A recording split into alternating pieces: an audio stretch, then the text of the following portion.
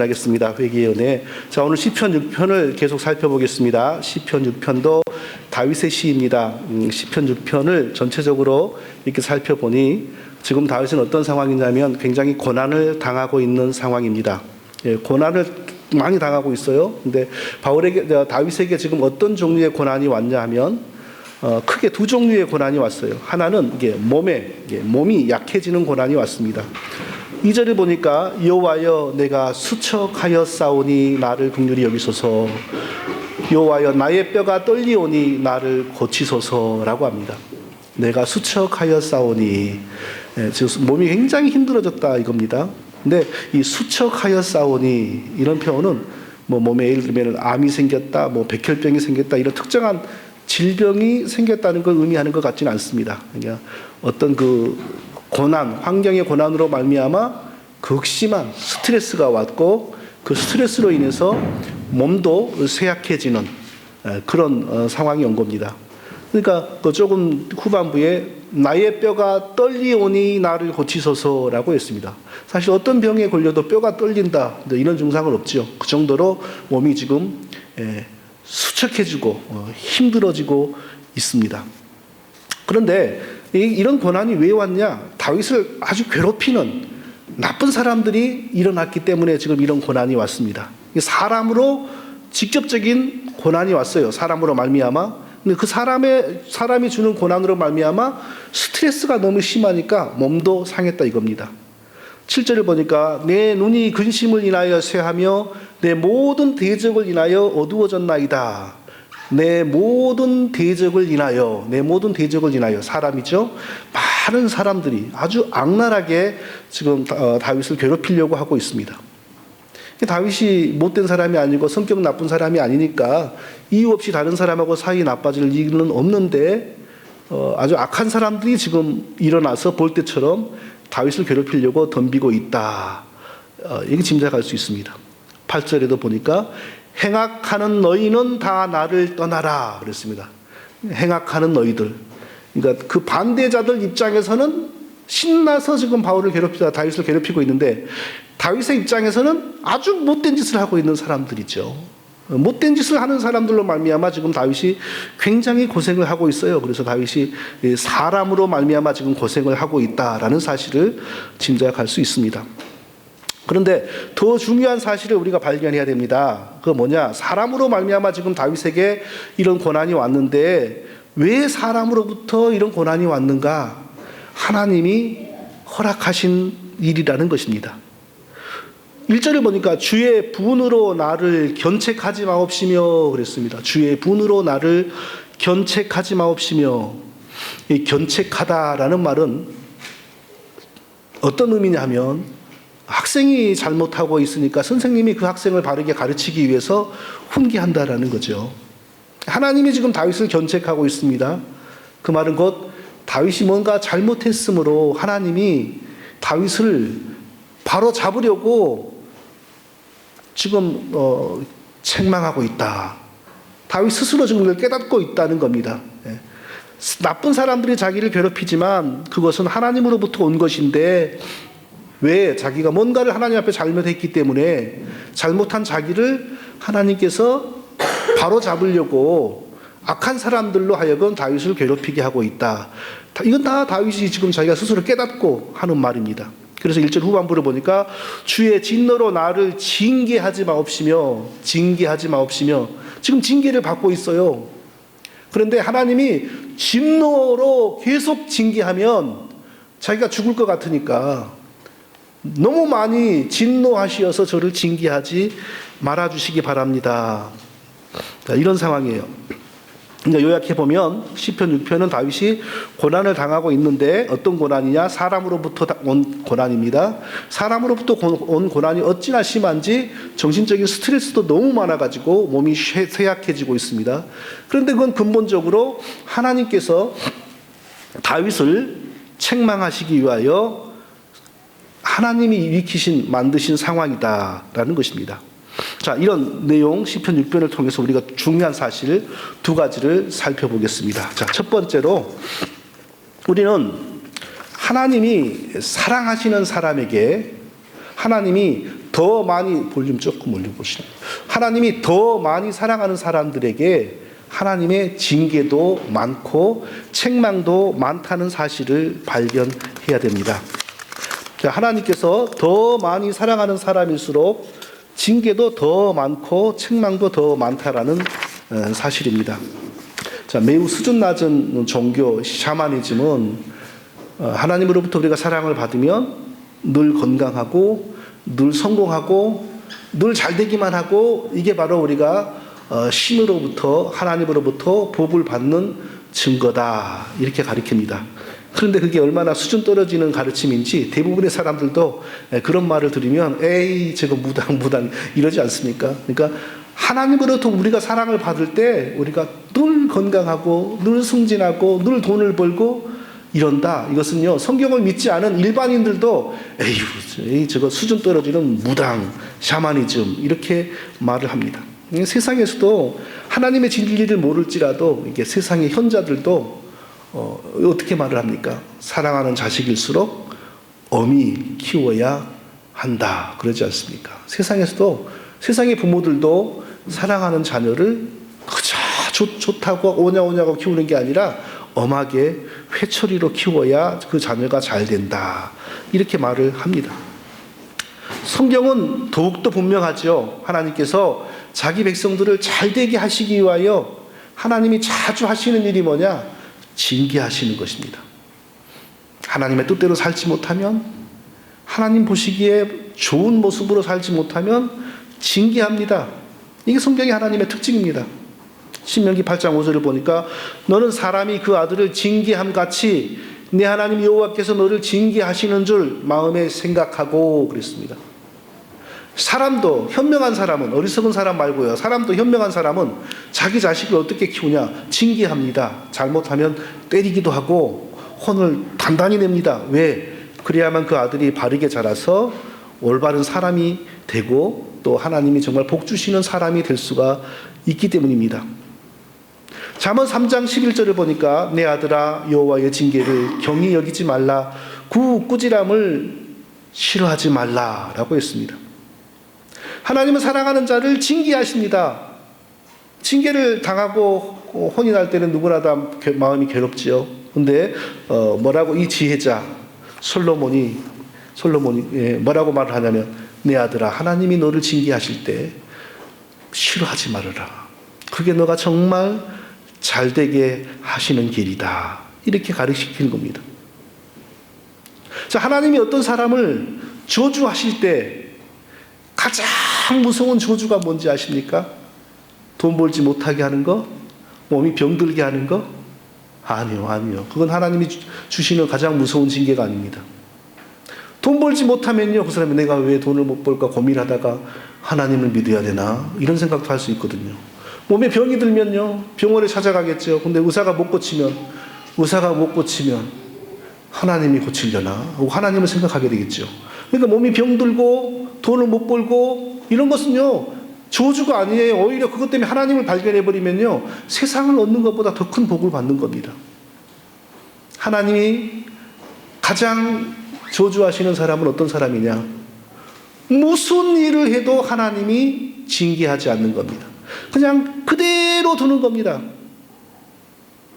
좋은 일을 해도 그대로 두고, 나쁜 일을 해도 그대로 두고, 어리석은 일을 해도 그대로 두고, 그냥 가만히 내버려 두는 겁니다.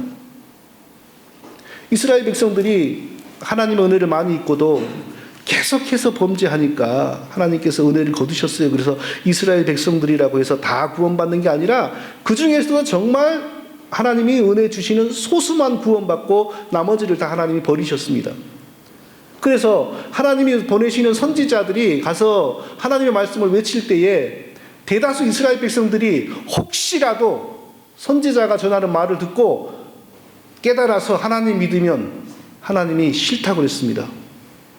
예, 하나님이 그대로 다수를 버리시고 소수만 구원하시려고 하시기 때문에 하나님이 뭐라고 그랬냐면, 선지자를 보낼 때 너희는 듣기는 들어도 깨닫지 못할 것이요 보기는 보아도 알지 못하리라 라고 외치라고 했습니다. 다수의 이스라엘 백성들 앞에 가가지고 하나님의 구원의 말씀을 전하는데 제일 먼저 무슨 말을 하냐? 너희는 이 말씀을 들어도 깨닫지 못하고 너희는 눈으로 이 말씀을 보아도 알지 못한다. 왜? 하나님이 너희를 그냥 그대로 두신다. 그게 너희가 받은 심판이다. 이렇게 외치라는 거예요. 자, 이것이 바로 장로교의 구원의 신학 중에서 중요한 유기라고 하는 신학입니다.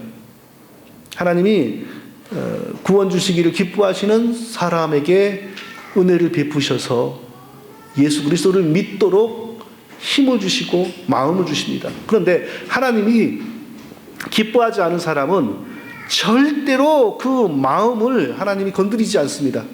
예수님을 싫어하면 싫어하는 마음대로 가만히 놔둡니다. 언제까지? 죽을 때까지.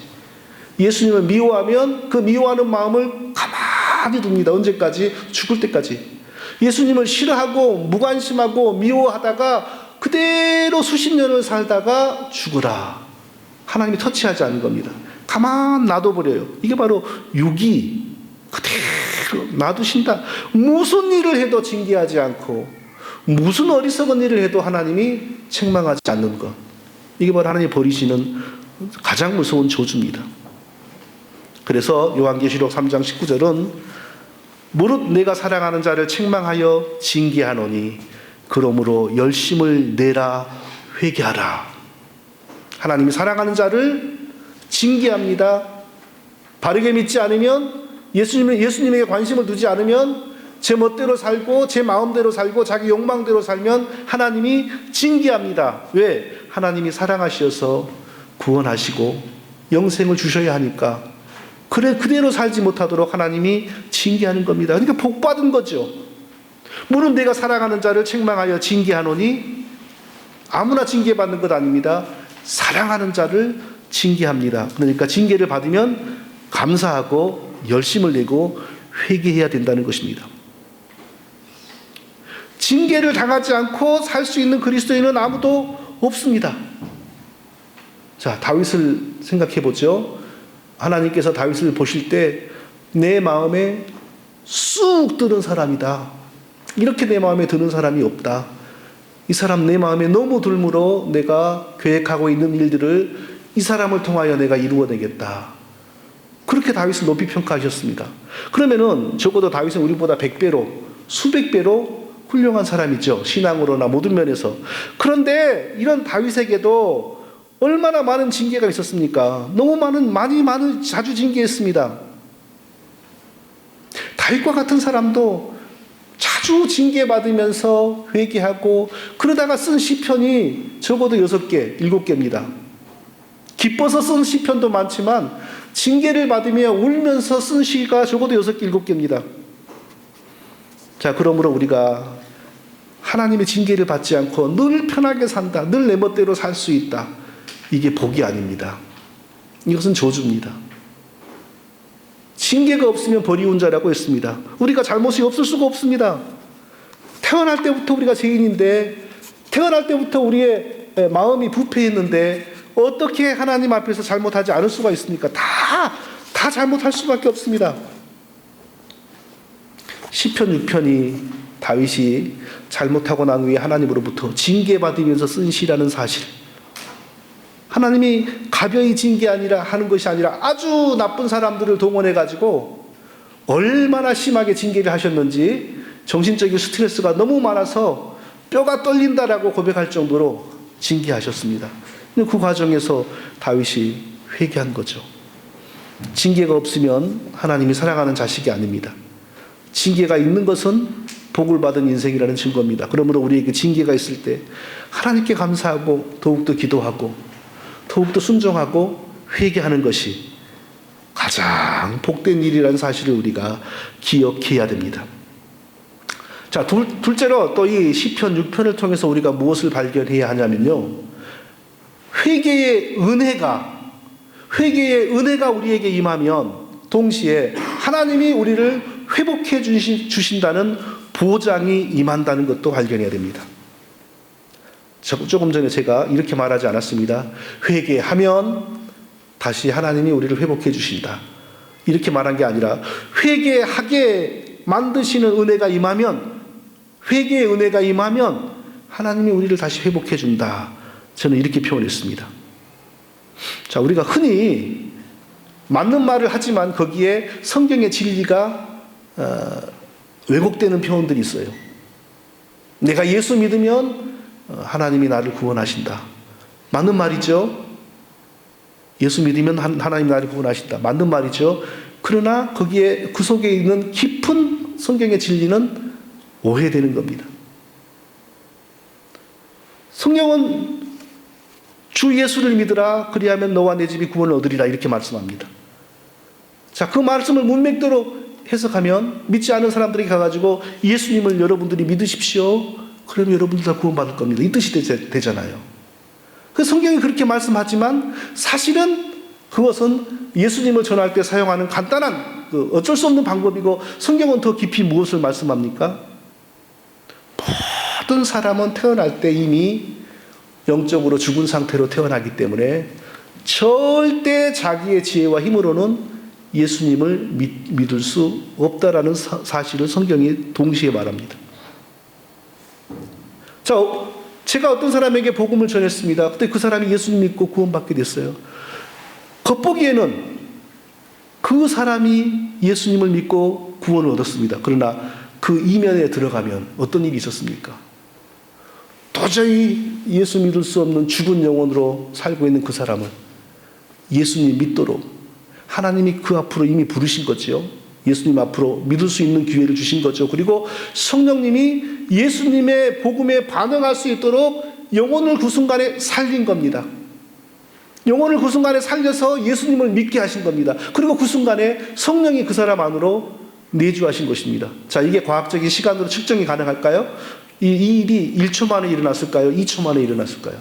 측정 불가능합니다. 이것은 0.1초라고 말할 수 없습니다. 그러나 이 일이 바로 사람이 측량할 수 없는 시간의 단위 안에서 동시에 벌어집니다. 예수 믿는다라는 것은 내가 이 사람이 예수님 복음을 전했더니 이 사람이 예수 믿고 구원을 얻는다. 우리 눈에는 그렇게 보이죠. 그런데 하나님께서 사실은 그를 이미 자기 백성으로 택하셨기 때문에 예수님 앞으로 이끌어 오신 겁니다. 전도자 앞으로 이끌어 온 겁니다. 그리고 복음이 전해지는 순간 그 죽은 영혼을 하나님이 살려서 그 복음을 느끼고 알도록 살려준 겁니다. 그 순간에. 그와 동시에 그가 예수님 믿으니까 그의 죄를 사하시고 하나님 백성으로 삼으시고 성령이 임한 겁니다. 이 어마어마하고 놀라운 일이죠. 사람의 이론으로 과학으로는 도저히 설명할 수가 없죠. 그러니까 우리가 전도할 때는 예수님을 믿으십시오. 예수님 믿으면 구원받습니다. 이렇게만 전도할 수밖에 없는 거예요. 그러나 신앙이 성숙해지고 알고 나면 어떻게 이제 성경 공부를 해야 됩니까? 그때 가서는 성숙하게 진리를 설명을 해야 되죠. 우리가 우리 스스로 예수님 믿은 것 같지만 그러나 하나님이 우리를 자기 백성으로 삼으셨고 그리고 우리를 구원하시는 예수님 앞으로 하나님 우리를 이끌어 주셨고 예수님의 복음을 듣는 순간 그 복음에 반응할 수 있도록 성령님이 내 죽은 영혼을 살려주셨고 살려서 예수님을 믿게 되는 그 순간 영생이 주어지고 성령님이 우리 안으로 오셨습니다. 이 원리를 나중에 이제 가르쳐 주는 거죠. 회개도 마찬가지죠. 우리는 설교하는 저도 어쩔 수 없이 회개하십시오. 그러면 하나님이 회복시켜 주십니다. 이렇게 설교할 수밖에 없습니다. 그러나 사람이 스스로 회개할 수 있습니까? 어떤 사람도 스스로 회개하지 못합니다. 회개는 반드시 성령님께서 회개하는 마음을 주셔야만 회개가 일어납니다. 그러니까 어쩔 수 없이 우리는 회개를 이야기할 때 회개하셔야 됩니다. 내가 회개해야죠. 이렇게 말을 할 수밖에 없죠. 그러나 성경의 진리 속에 들어가면 회개는 사람이 할 수 있는 게 아닙니다. 회개하는 마음을 성령님이 주셔야 됩니다. 죄에 대한 자각을 성령님이 일으켜야 됩니다. 통회하는 마음을 성령님이 부어주셔야 회개가 나오고 죄를 토하게 되는 겁니다. 그러므로 벌써 놀라운 진리가 있죠. 우리가 하나님 앞에 잘못하고 징계를 당할 때에 내 마음에 회개가 일어난다. 내 마음에 회개가 일어난다. 이것은 내가 하는 게 아닙니다. 하나님이 내 마음을 회개하도록 역사하시는 겁니다. 그러니까 회개의 은혜가 임했다. 이 말은 곧 하나님이 나를 회복시키려고 역사하신다, 이 뜻입니다. 어떤 사람이 저한테 끈질기게 덤비는 사람이 있습니다. 신학교의 교수님이라는 분인데 뭐라고 하냐면은, 우리가 예수님 믿을 때 그때까지의 죄는 예수님의 십자가의 죄로 사하여졌지만, 그러나 그 이후의 죄는 십자가의 죄로 사하여진 게 아니기 때문에 우리가 계속 다 회개를 해야 된다. 회개를 해야지 우리가 용서받고 구원을 잃어버리지 않는다. 신학교 교수님이란 분이 이런 생각을 가지고 있으니 그런 사람한테 배우는 사람들이 기독교를 뭘 제대로 배우겠어요? 참 답답한 거죠. 우리 힘으로 어떻게 회개를 할 수 있습니까? 우리 힘으로 진정한 회개를 할 수가 없습니다. 그리고 우리가 회개를 하느냐 안 하느냐에 따라서 구원이 좌우되는 거 아닙니다. 우리가 예수 그리스도의 십자가를 믿을 때에 그 십자가에서 흘리신 예수 그리스도의 피가 우리의 이전의 죄, 현재의 죄, 미래의 죄를 이미 다 용서해 주셨습니다. 그럼 우리가 왜 회개해야 됩니까?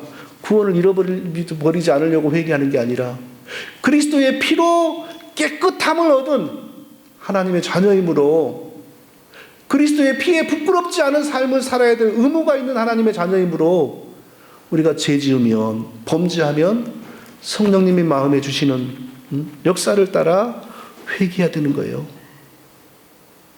우리가 완악하여 회개하지 않으면 하나님께서 이 다윗이 지금 징계를 당하는 것처럼 우리가 사업으로도 징계를 당할 수 있고, 자녀의 문제로 징계를 당할 수도 있고, 어떤 문제로건 징계를 당할 수 있습니다.